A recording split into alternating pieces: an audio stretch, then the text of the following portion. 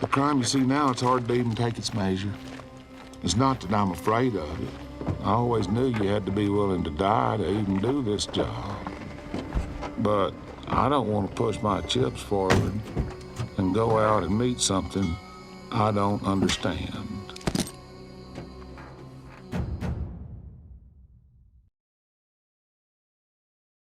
Welcome. No Country for Old Men is an incredible movie, which main selling point to me is the intense and crazy realistic action. The movie gets quite a lot of praise for having really competent characters, which it does, but when I initially watched the movie for the first time, having been told this beforehand, I expected that it would be a cat and mouse game of two geniuses, sort of like Death Note. But I was actually quite disappointed. Not in the sense that I was disappointed in the movie, just in the sense that I think people have overrated these characters, and that's something I'd like to talk about today. Now, don't get me wrong, these characters are definitely more competent than your average movie character or whatever, but I had just expected to be blown away by genius moves based on what people have said about the movie. Still, what makes the competence level of the characters in this movie so great is that it isn't too much. It's actually quite realistic. These characters, they know what they're doing, but it's not taken to a point where you feel completely isolated from them. I mean, it's not like they can predict the future and have the skills of a chemist and an engineer and top-grade mathematician all at once. They're simply just realistically smart men who have also had some combat training. Still, I think this movie qualifies for a term I've heard recently called competency porn. Competency porn, or competence porn, is a term used to describe media with characters that have a really high competence within one or more fields. It's basically just when you watch media and you're so impressed by the characters and their abilities and knowledge. Take Death Note, for example, a show where two young, very smart, definitely not homosexual men battle it out in a game of cat and mouse, but not with guns and car chases and explosions or whatever. Instead, they use intelligence and information. The protagonist, Light, he wants to remain uncompromised, so he can continue killing people with this Death Note, whilst the antagonist, L, wants to find solid evidence to convict Light. The antagonist, L, knows with certainty that Light is the killer, but to him it's not just about stopping a killer. To him it's all about winning, getting him dead to rights, or losing and risking his life because the other guy was simply just smarter. Death Note was the first time that I ever experienced really smart characters in a show. But even then, I couldn't help but think that people are overestimating these characters and their intelligence. For some reason, fans tend to call characters genius the second they do the slightest smart thing. Both Death Note and No Country for Old Men have some pretty stupid moves here and there, and this is exactly what I'm going to be talking about today, specifically in regards to No Country for Old Men. And alright, I know, criticizing a classic is a pretty risky move. Hear me out though, because I'm not actually criticizing this movie. In fact, I fucking love this movie, and it's been a big part of my life recently. Still, I think it's pretty interesting to shine a light on the less bright moments of these alleged genius characters. That being Llewellyn, the protagonist of this movie, a cowboy dude, and Anton, the antagonist, that being a ruthless corporate killer machine. Protagonist, antagonist, whatever, I'll be getting into that later. The first part of this video is gonna be me analyzing the choices of the characters in the movie, how they play their cards in these different situations. This part of the video will be mostly very literal observations, so I hope you'll take it with a grain of salt. And later in the video, I'll be talking more about the story and all the meaning behind it, all the philosophy behind it, as well as some of my own thoughts on it. So if you want to skip this character choice part and go straight to the story and the philosophy part, I will have marked it in the timeline somewhere here. So yeah, strap in.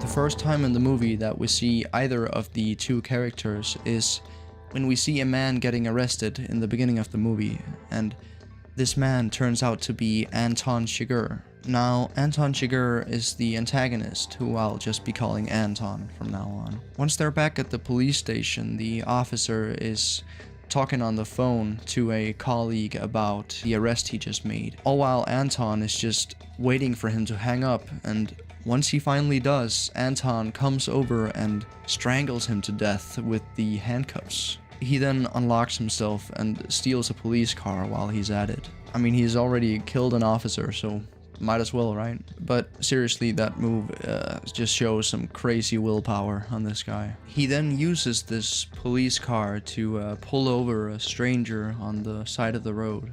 Here, he gets out of the car and starts walking over to the stranger's car with what looks to be a compressed air tank with some sort of hose connected to it. We quickly learn that this is a captive bolt pistol, as he uses it to kill this random poor stranger. A captive bolt pistol is usually something you'd use to kill animals in slaughterhouses. But unfortunately for this stranger, it was used on him, and Anton takes his car and drives away. What an absolute monster. I mean, this is such a good introduction to a villain. Nothing about these actions were stupid, despite them being really unethical. Anyway, he's now free once again with his weapon and a new vehicle. This guy is just all around a walking problem, basically. Alright, moving on.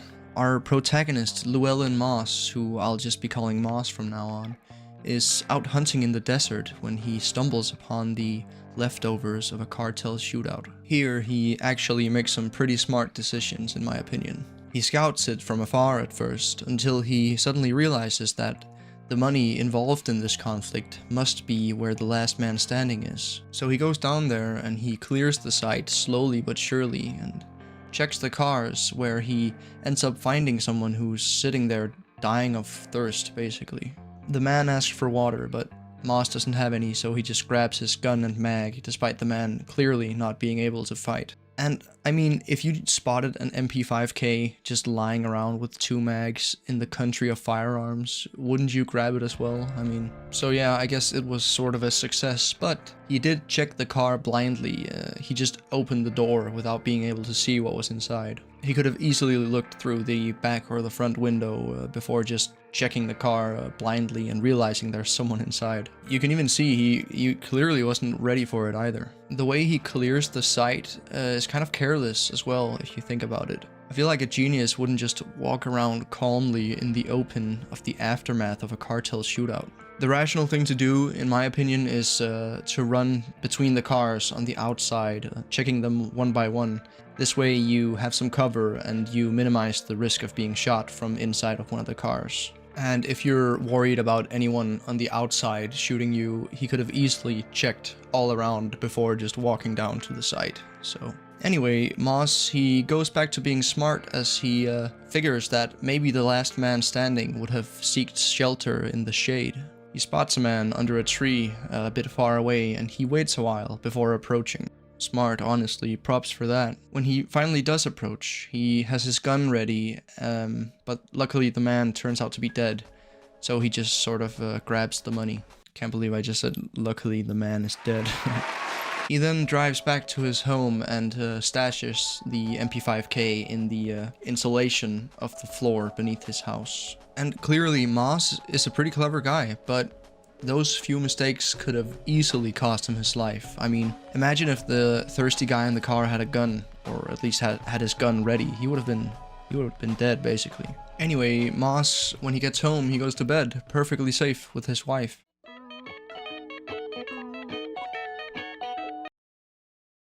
But it's here that he makes probably the most unstrategic but respectable decision you could ever make. That's not to say that it's a stupid decision. In fact, he's perfectly aware of the risks, and I really respect that he goes through with it. So the decision is, he decides to go back to the site in the middle of the night after he already made it home, in order to bring the dying man some water. And again, not safe whatsoever, but really respectable. The problem arises though when you look at how he handles the situation once he arrives back at the site. He starts out by planning where to park his car before walking down to the site. Nice. Next, he leaves his car, and when he arrives at the site, he spots the car with the dying man. He then checks the car, but it's too late. The man is dead. Looking back at his own car, there's now another car with a few men who we see pierce his tires. At this point, he is officially fucked. I mean, he's pretty much a dead man.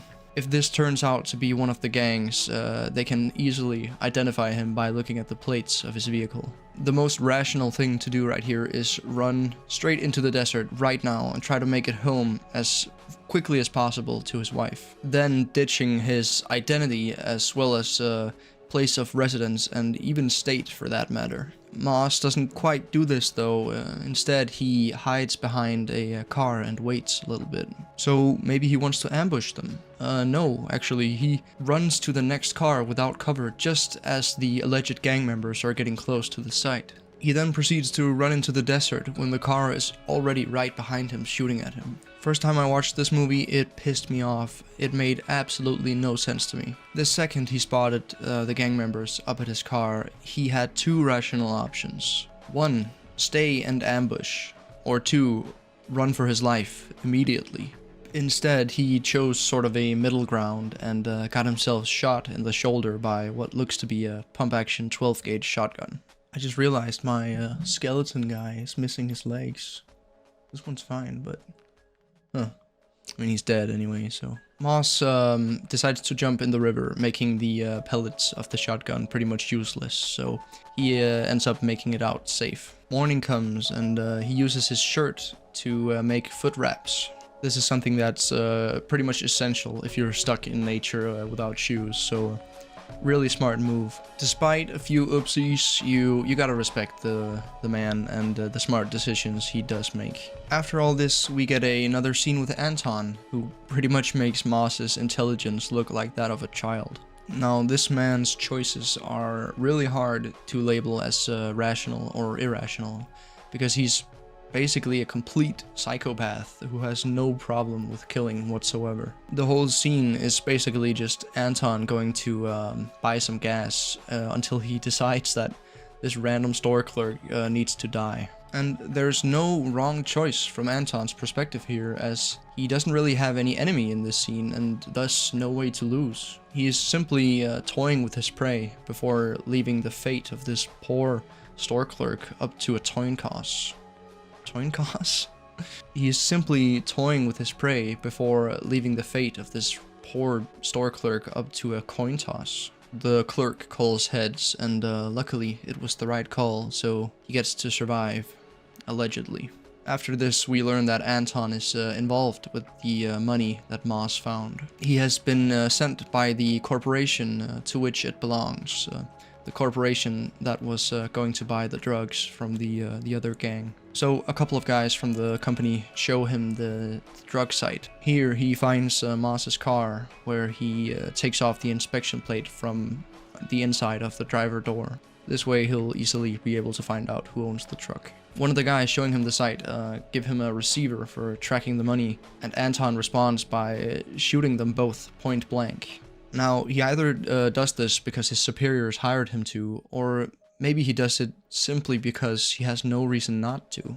It seems Anton wants to betray the company and get the money for himself. So far, Anton is completely efficient and a totally immoral monster. Needless to say, Moss's situation has not gotten any better. When Moss gets home, he decides to pack up and get him and his wife the fuck out of there. He sends his wife to her parents, while he himself tries to lay low and keep the money safe. Now, this is not a bad choice in this situation, honestly, except for the part being sending his wife to her parents. If his opponent/opponents somehow figure out that she was sent there, then they'll have a massive advantage. Like I said, the best option is probably for them both to ditch everything and move states. Moss decides to stay in a cheap motel room, which isn't a bad idea at all. He decides that the best spot to hide the money is in the vent. In order to do this, he screws off the plate, of course, and he then ties a knot to the case and pushes the case into the vent using the pole that holds the coat hangers. He eventually goes out to buy some tent poles, though, so he has a more stable stick to retrieve his case with. This is also where we see him make some improvised modifications to his shotgun. For example, he saws off his barrel and tapes the grip. This makes it a little more suitable for very close range shooting. And if he's gonna have a firefight in a cheap motel, then it's gonna be close range. Moss is really good at improvising, actually. It's pretty impressive. Something that bothers me though is when I first watched this movie, I thought the vent would be a really bad spot, because I feel like it would be the first place you would look after you checked under the bed and in the closet. To be fair though, Moss doesn't really have a lot of options of where to hide it, but I do think he would have probably been better off if he had just buried it nearby. That way he could just take a look once in a while, considering he doesn't know that there's a tracking device inside it, and even if he did have a slight suspicion, his opponent wouldn't even be able to dig it up without Moss having the drop on him. I think that's pretty close to a bulletproof plan, and one that considers most possibilities. Anyway, Moss, he goes for a drive, and when he comes back, he suspects that someone was in his motel room. So he asks his driver to get him out of there, and he leaves the money behind in the vent. He later comes back and decides to buy the motel room right behind his current one, in order to be able to retrieve his money more safely from the other side. Now, I'm gonna overanalyze a bit here, so strap in. Something that confuses me when he goes to get the money from the opposite room is the suitcase being on the right side of the vent. If he's in the room behind his current one, it should be on the left side, just like the other room if the vents are connected, or at least if they're connected like this. Either that, or he should be able to see into the other room's vent if it's set up more like this. I think they just made it be on the other side in order to give the feeling that he's in the opposite room, but ironically it doesn't really line up that way. Here we also find out that Anton has located the hotel by using the tracker. So while Moss is messing around in room 38 trying to get the money, Anton goes up to the clerk and buys room 130 located here. For some reason, when Anton goes to his room, he's really careful and he double checks it. Either he's just being really careful in case his opponent predicted that he would pick this room, which would be fair as 130 is a pretty optimal room to pick, as you have a clear view of anyone coming out of 138 and the people from the parking lot wouldn't be able to see you. That, or the reason he opens the door again so abruptly, is because he is preparing himself for raiding room 138 with the money. Either way, both reasons are really smart, honestly. Him double checking in order to prepare for the raid seems more likely though when we see him go in and check the room for hiding spots and which walls are penetrable. When I first watched this movie, I thought he was actually in 138, and the number on the door that shows us that it's 130 was just a filmmaking mistake. And it would sort of make sense considering the feedback from the tracker is pretty intense, making it seem like he's very close to 138. Or at least it's a lot more intense than it was earlier when he was outside of 130. That, and if this shot was actually recorded in room 130, you would be able to see the wall outside, right here.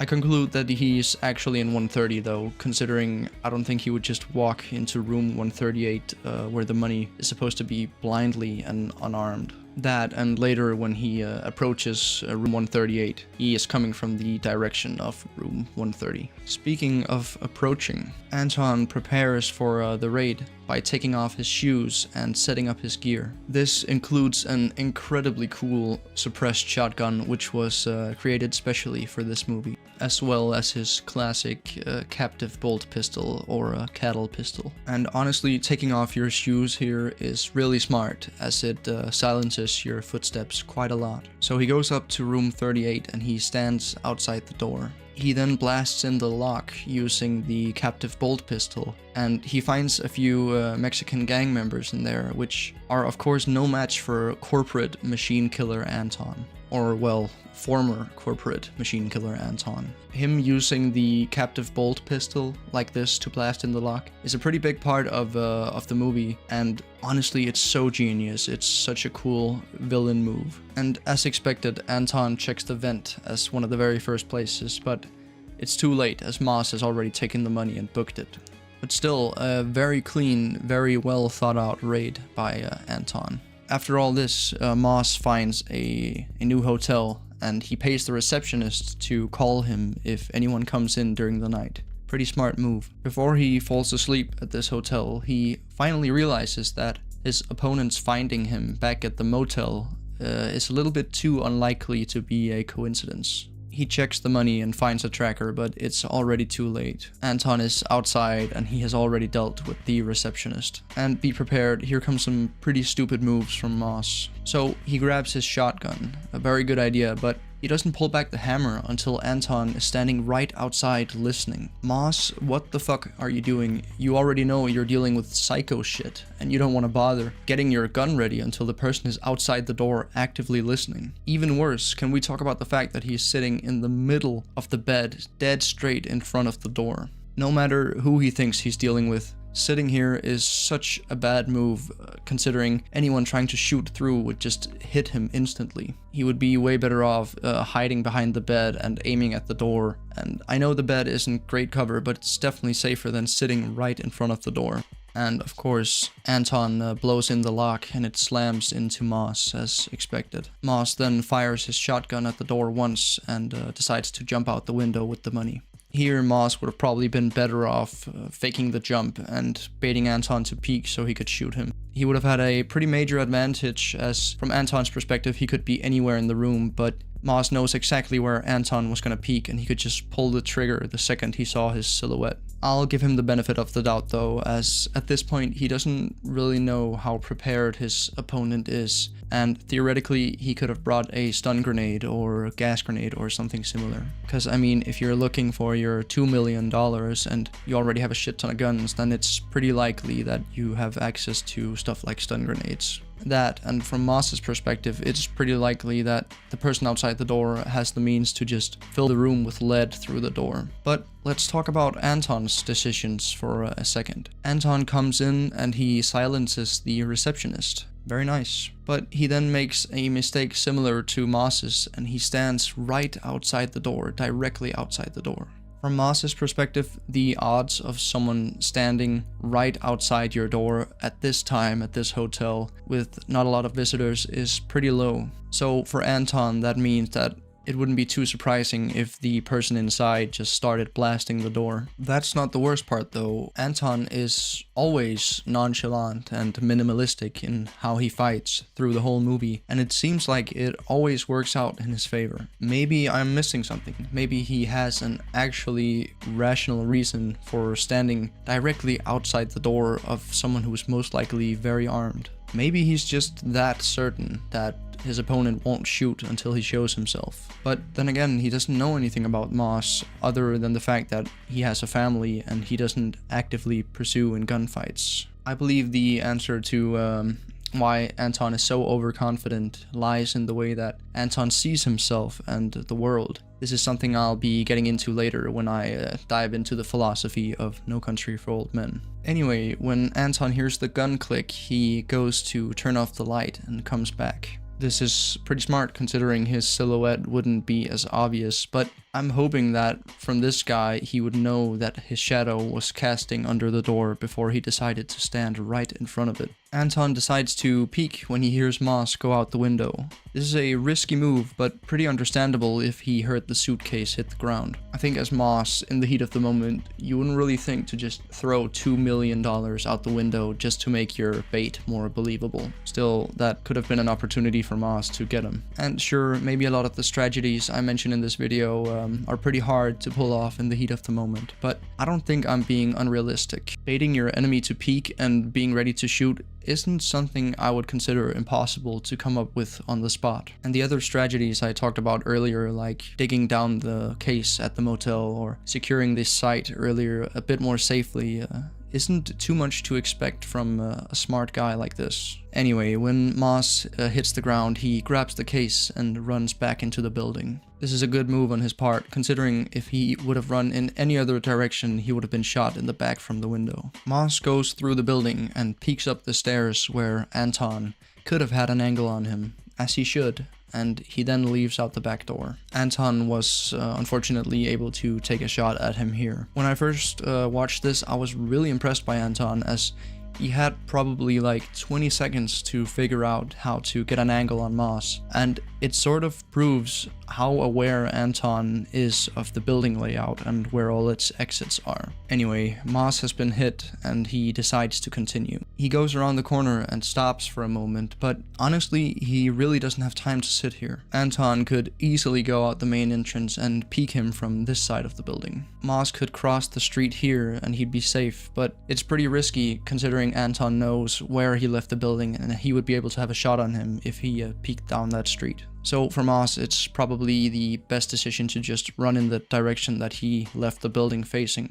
That way he would be safe from getting shot from the window and also safe from Anton just going out the main entrance and shooting him down the street. Instead, Moss walks into the open street, gets into a stranger's car and tells him to drive him out of there. And I don't know about you guys, maybe I'm missing something, but I think this is probably one of the worst things he could have done. Somehow, Anton is way down the street in front of him in this position, which isn't really possible. This could be an editor's compromise because they wanted to use the better shot, but maybe there's another explanation. It's something I'm gonna be getting into later, but for now, let's just ignore it and continue analyzing the fight. So now, Anton is shooting at Moss from down the street, and Moss drives the car while ducking to avoid being shot by Anton. He drives past him around the corner where he crashes into a parked vehicle. Not the best idea. I mean, he could have turned way before he reached Anton, but then again, when he did turn, he crashed, so I guess he knew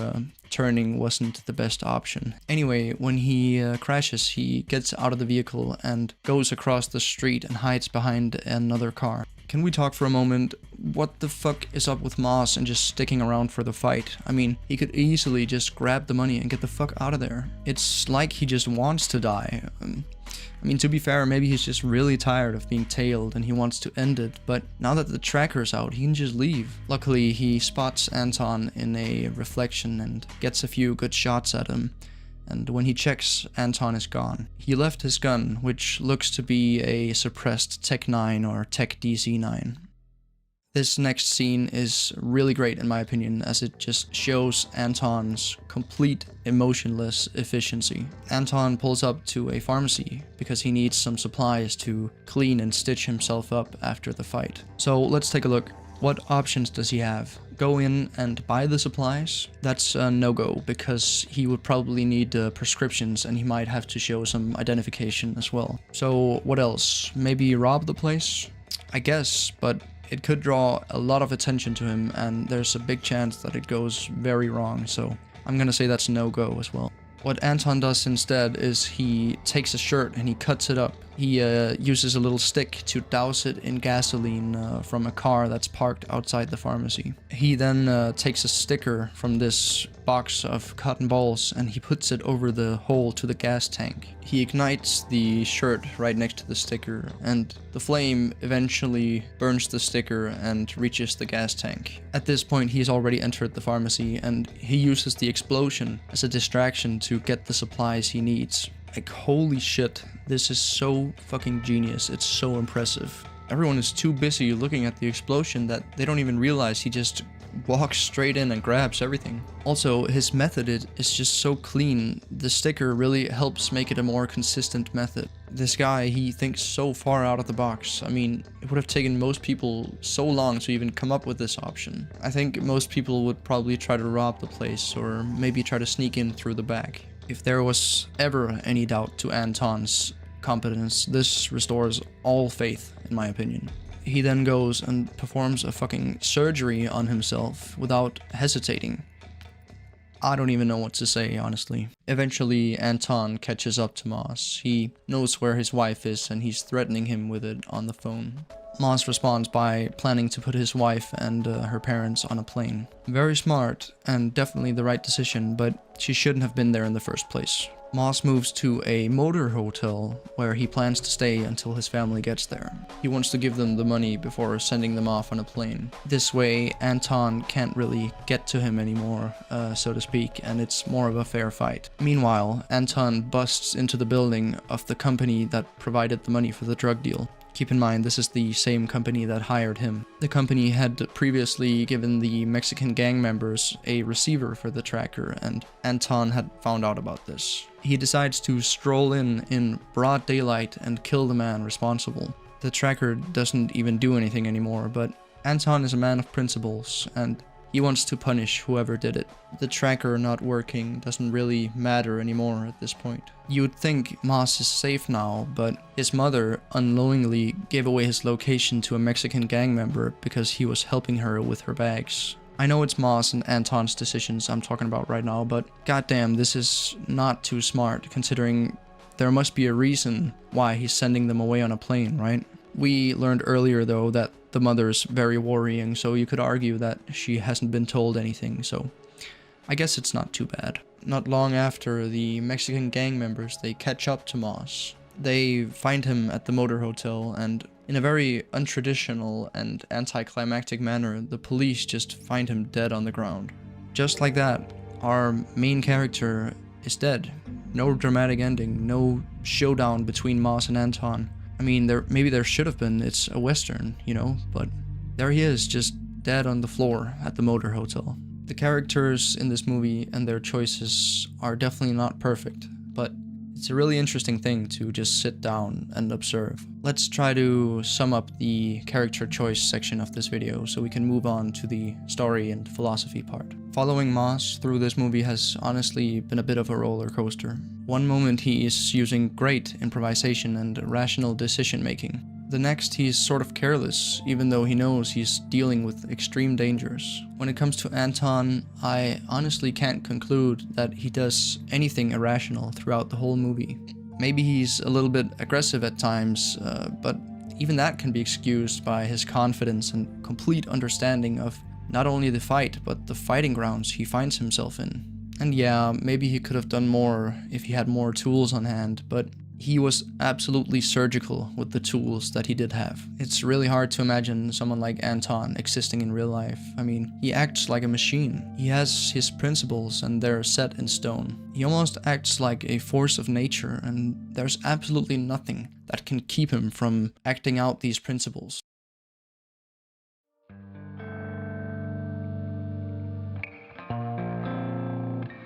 So far, throughout this video, I've been holding off talking about some of the other characters in this movie. The character choices part was supposed to be strictly about Moss and Anton, as they're the ones who engage in the action throughout the movie. In order for the story to make sense though, I'm gonna need to introduce you to a man, a sheriff called Ed Tom Bell.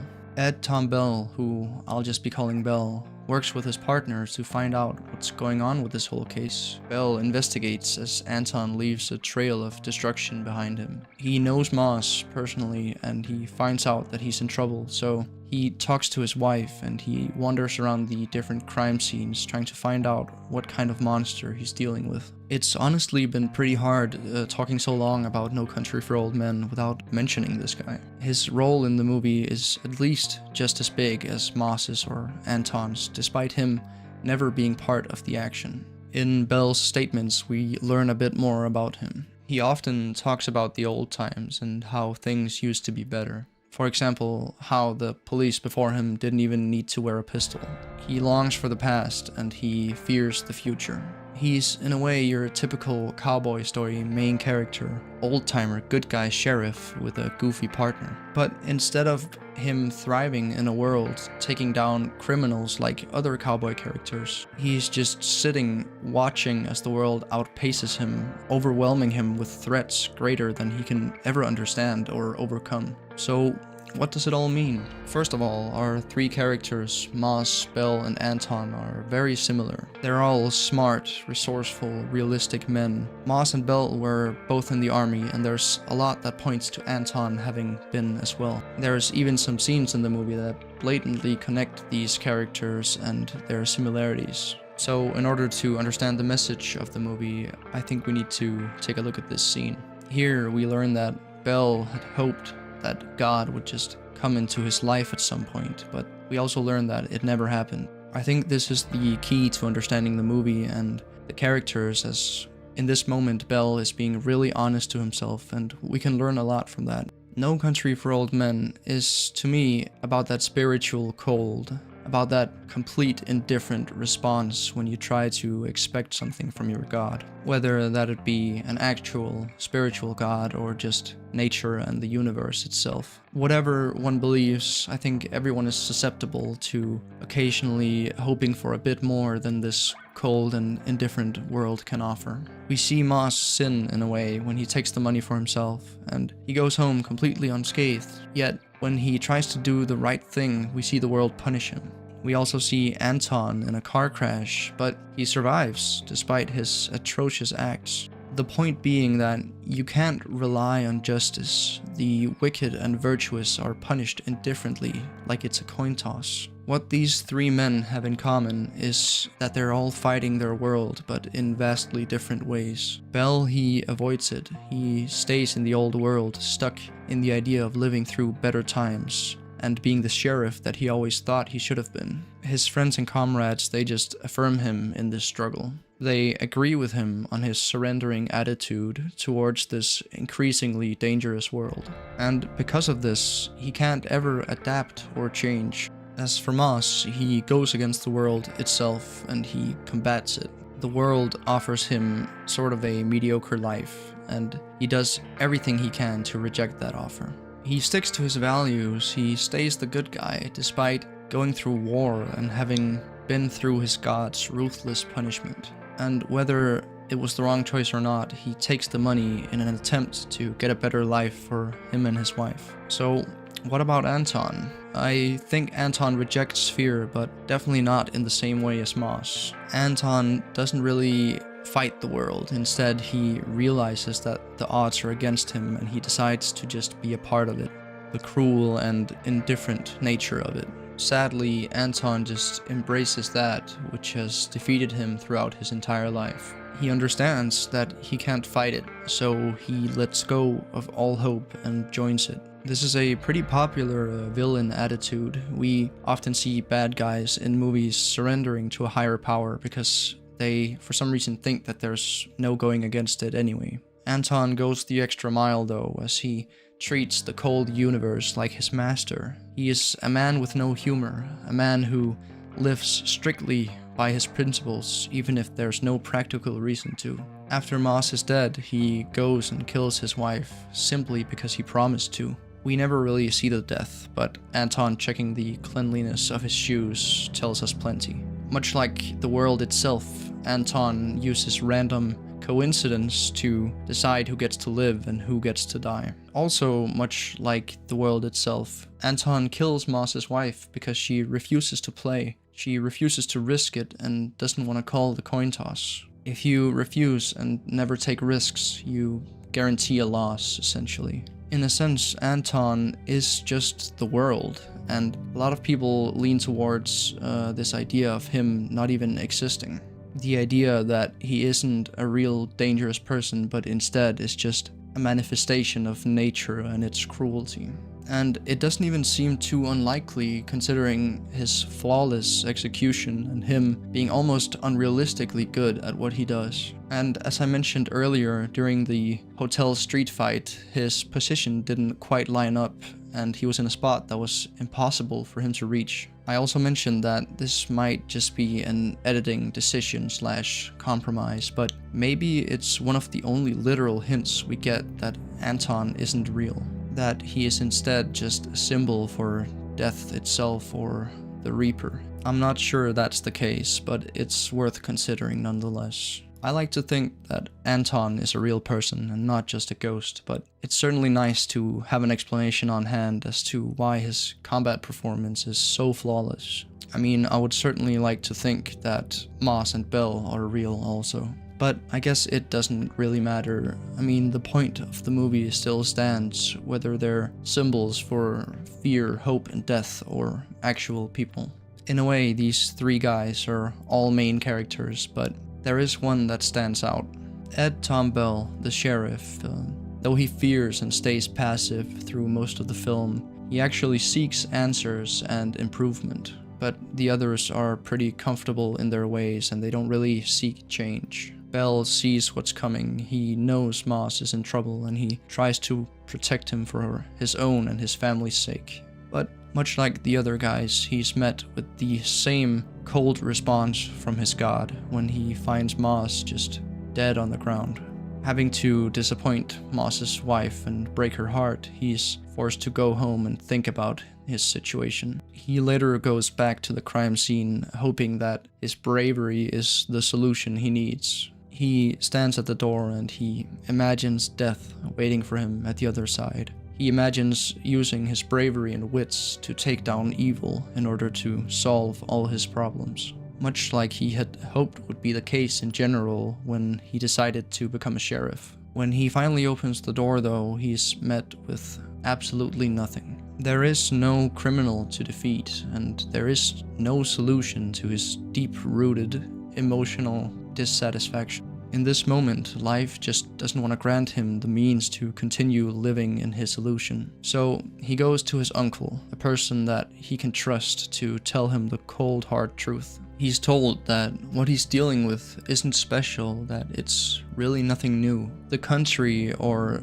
the world has always been rough. It's always been no country for old men. He's essentially told what the movie is trying to tell us. The world grants us no guarantee of justice, or no guarantee of anything for that matter. From this, it seems that Bell is finally able to change. Someone just told him what he needed to hear, which is the truth. Later, in a very important moment, we hear him describe a dream in which him and his father are riding horseback in some dark, snowy mountains. His father continues on ahead with a torch in order to set up a fire in the midst of all the darkness.